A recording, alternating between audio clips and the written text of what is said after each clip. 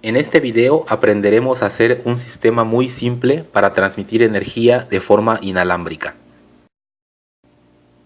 Estas son las partes que vamos a necesitar para nuestro proyecto. Lo primero que necesitamos hacer es la bobina emisora. Para ello vamos a necesitar un objeto redondo como una botella que tenga un diámetro de unos 4 centímetros aproximadamente. Y vamos a tomar el alambre magneto y vamos a darle 12 vueltas a la botella.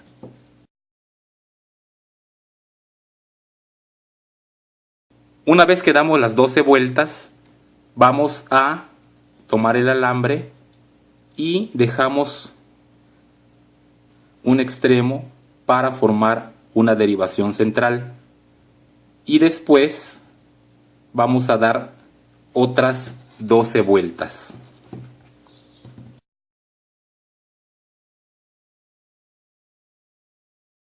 Y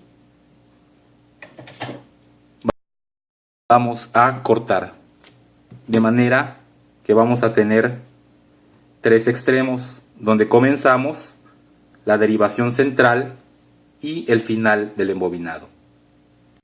Aquí tenemos la bobina terminada.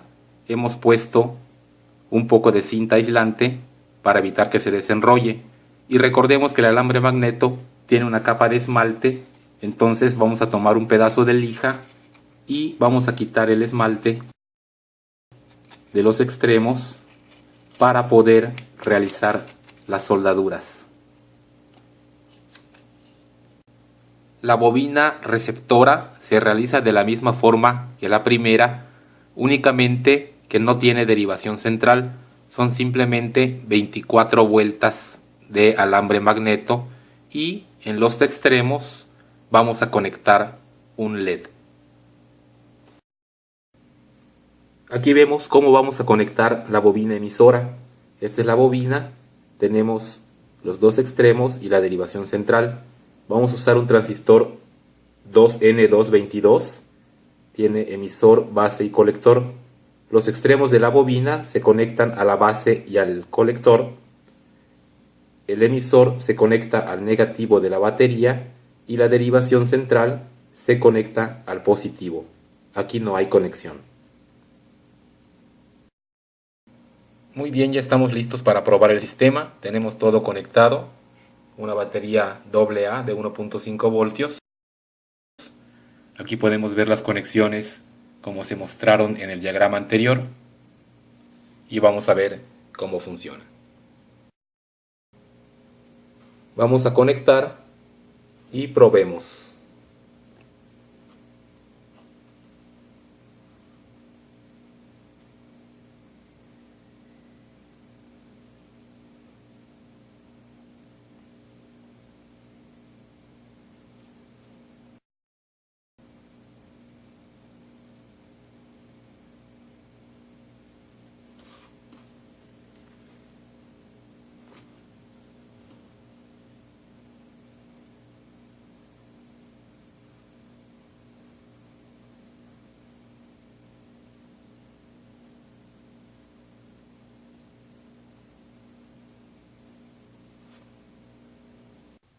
Para comprender cómo funciona este fenómeno, recordemos la ley de inducción de Faraday.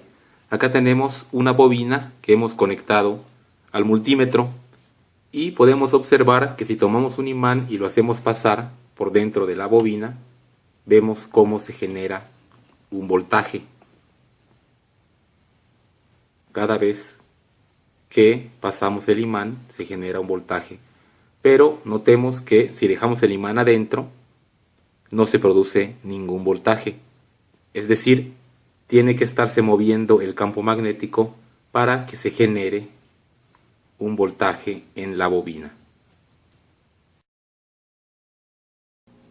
Ahora bien, cuando nosotros conectamos la batería a nuestra bobina, circula una corriente por ella y se genera un campo magnético. Si desconectamos la batería, el campo magnético colapsa. La función del transistor es precisamente conectar y desconectar la batería miles de veces por segundo, con lo cual tenemos un campo magnético que crece y colapsa continuamente, es decir, tenemos un campo magnético variable.